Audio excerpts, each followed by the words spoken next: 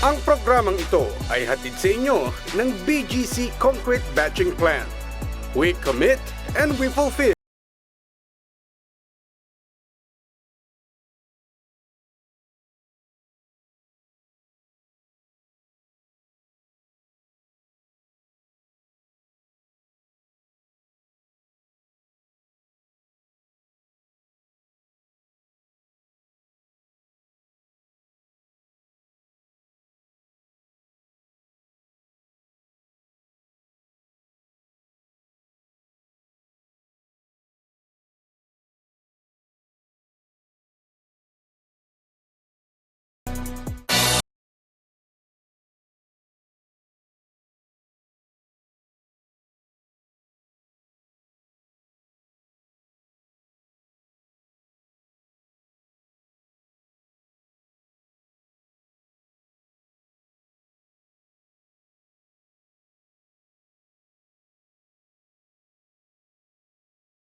Welcome to UCAAP 2018 Intercollegiate and Intersecondary Basketball Tournament.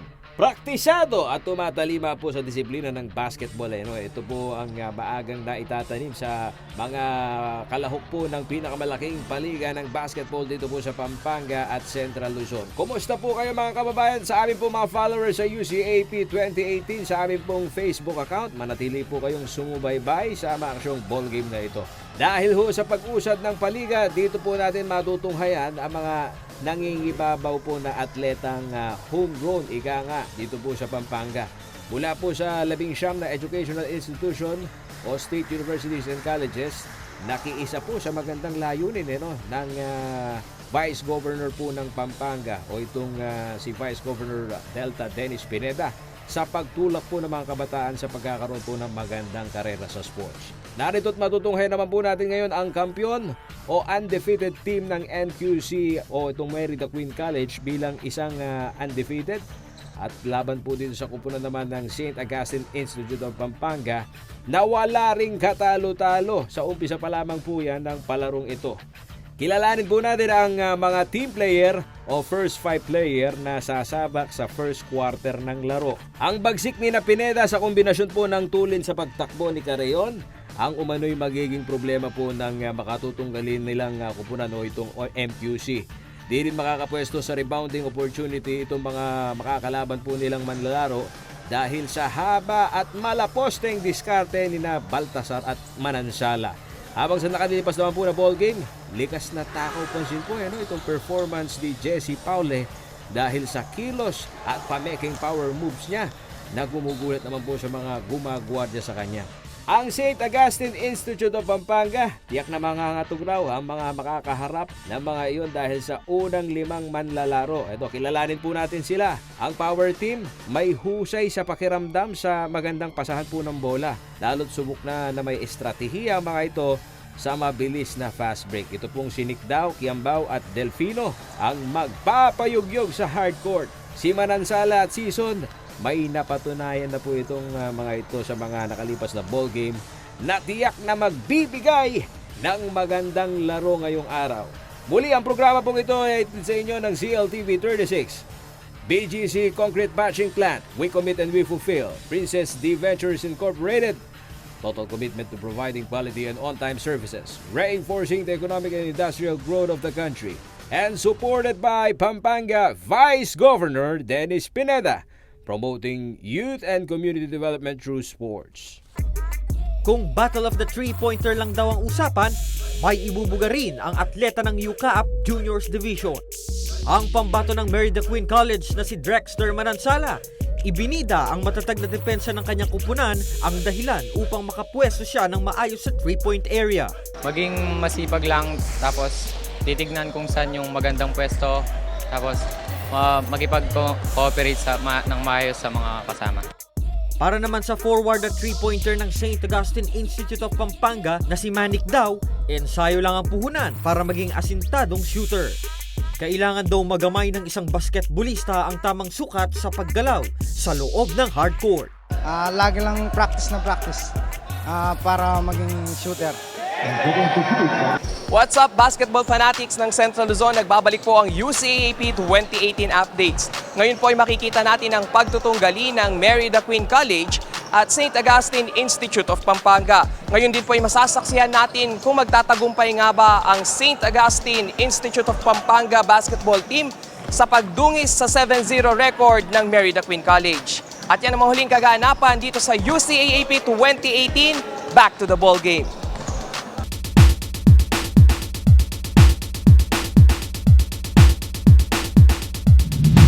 Ball between number 10 and number 3. Paul Manansala.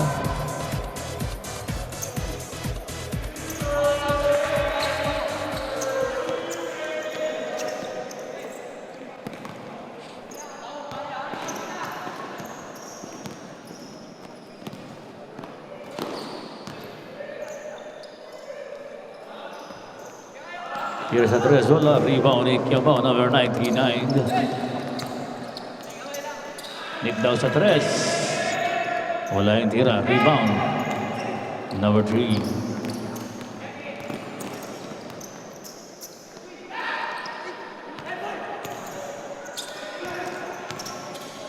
Number 7, Pineda. Wala yung tira. Rebound.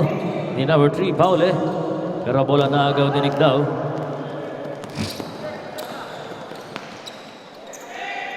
Kiambao. Wala yung tira.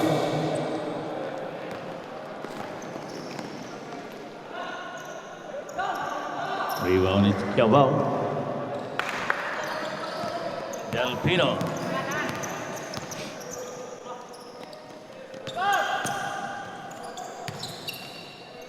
Season.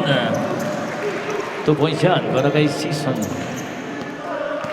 Unang puntos ng ating ball game. Naipasok ni Season.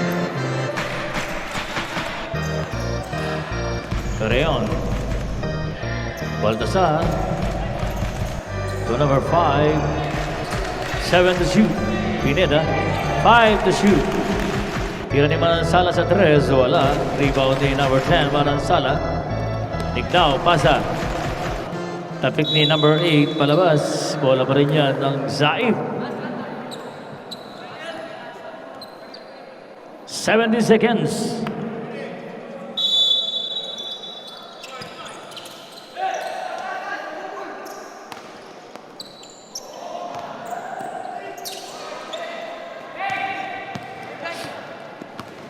Pineda nagmamadali, pasa kay number 5, Manansala, Dave Chidu, wala. Defensive rebound. Rebound ni number 5, Season. Kay Del Pino.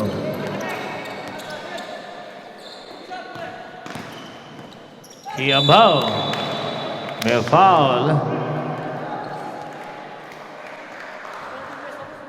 Foul on number 3, Paule. First on you, first team foul.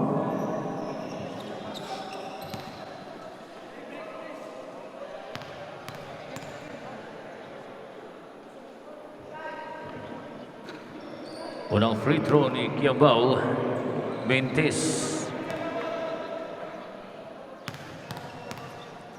Pangalawang free throw. Pumasok. 1 out of 2 para kay Kiambao. Baltasar to number 5, Manansala for 2 points.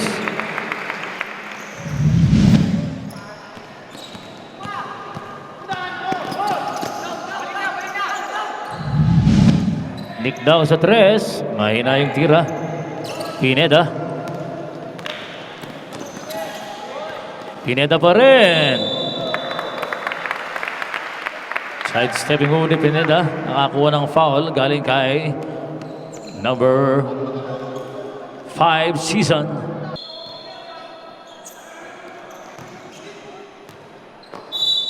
Pasa galing sa inbound. Pinasa sa labas.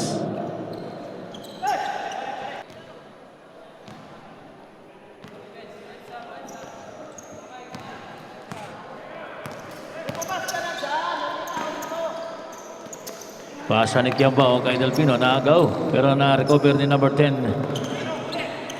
Bola naagaw ni number 5. Manansala. Pasa, naagaw naman ni Kiambao. Kiambao pa rin ang may tangan ng bola. Ganap na papasahan kay Nick Dao. To Delfino. Season. Wala yung tira ni Season. Rebound at number 21. Manansala. Change favor for 3.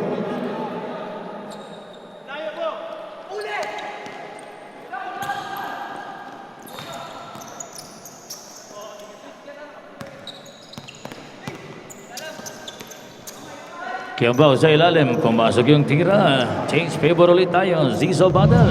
5-4. 6 minutes and 70 seconds.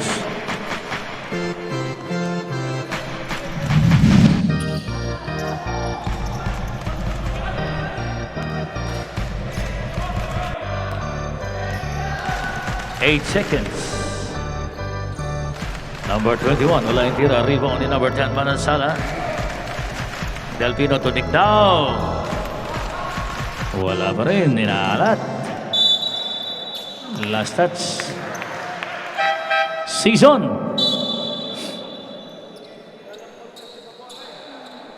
Wala pa rin yan ng St. Augustine.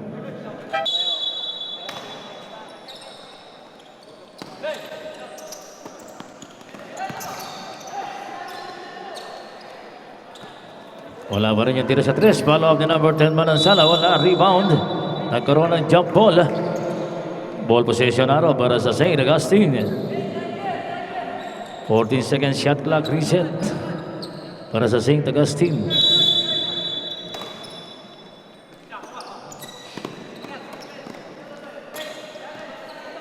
Number 17 sa 3. 3. Meklat.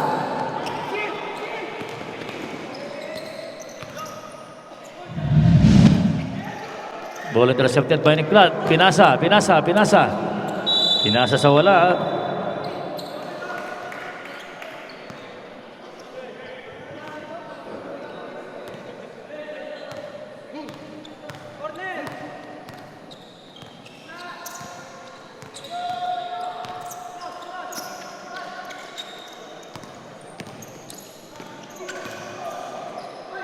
Pineda, walang tira, rebound ni Manansala. Delfino.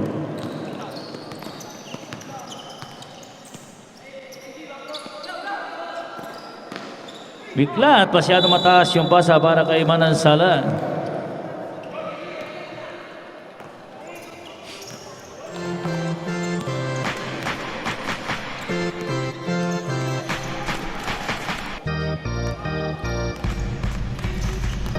Number 21, Manala.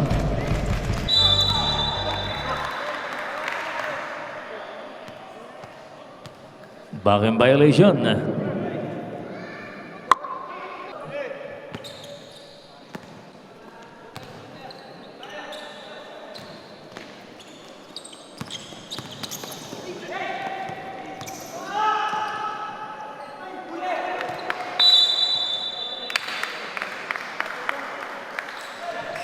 Bola na bounce, bola ng MQC.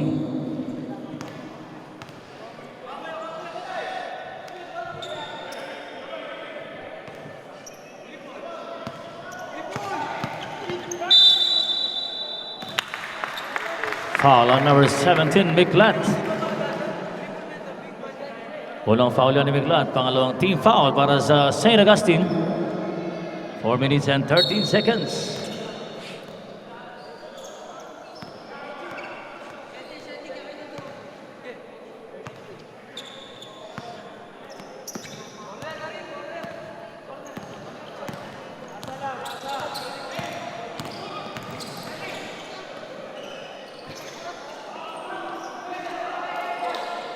Number 3, wala pa rin.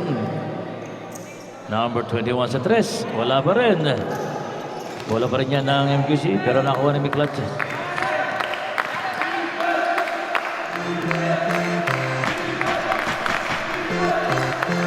Delfino sa 3, wala. Rebound ni number 3.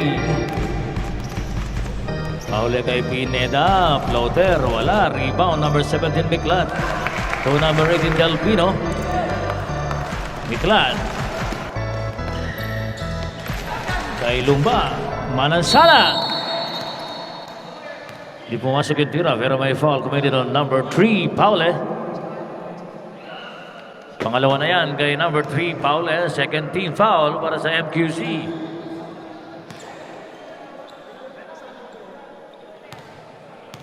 Dalawang free throw para kay Manansala. Unang free throw pumasok.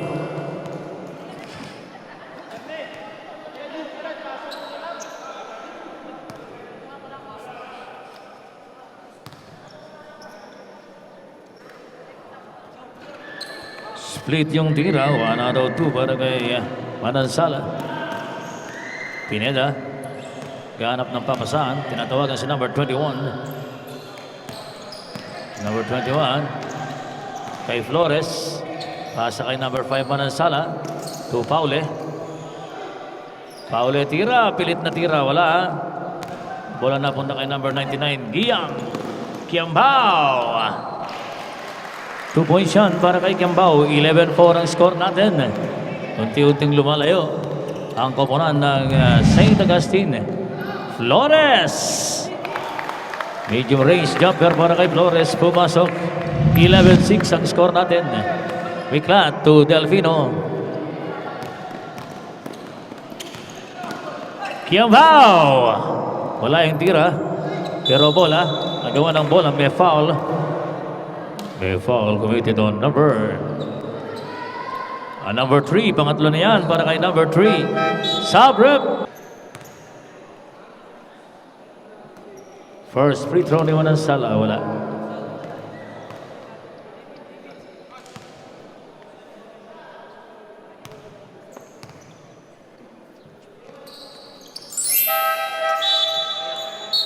One out of 2 ulit. Carreon.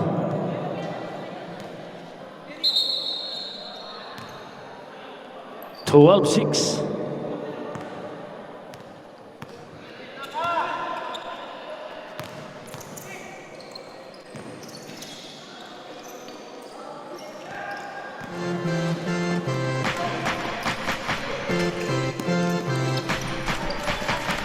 Lustina wala. Tip in ni Miklat.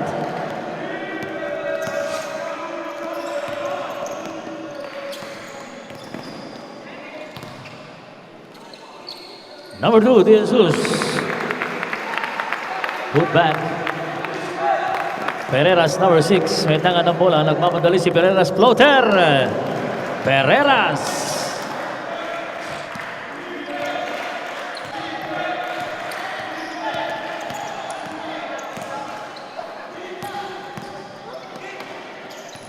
Fourteen to shoot. Manansala. Naghanap ng pamasahan. Dave Flores. 10 to shoot. 5 seconds to shoot.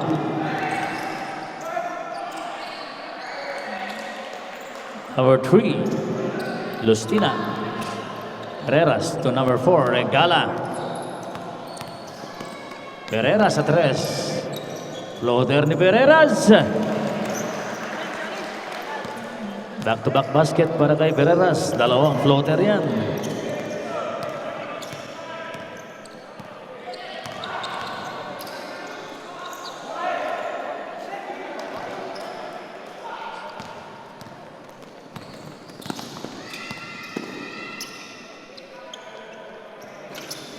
Bigla wala yung tira rebound ni Pineda. Manansala.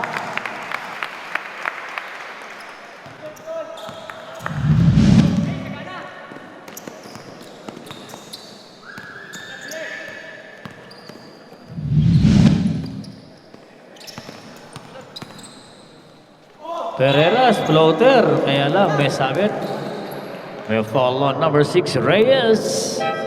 Sino? Puro floater yung tinitira ni Pereras. So, ng free throw, pumasok. 19-10.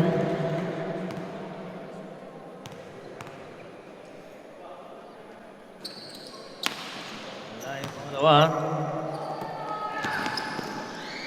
19 seconds. Flores to Pineda, number 21. Tira wala. Lalaki. 8 seconds. Miklat wala.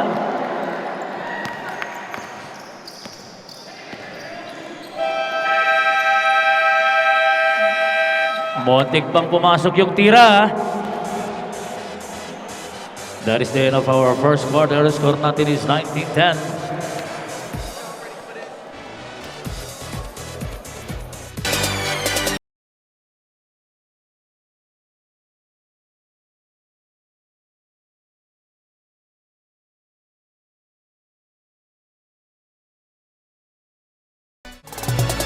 Ang programang ito ay hatid sa inyo ng BGC Concrete Batching Plant. We commit and we fulfill.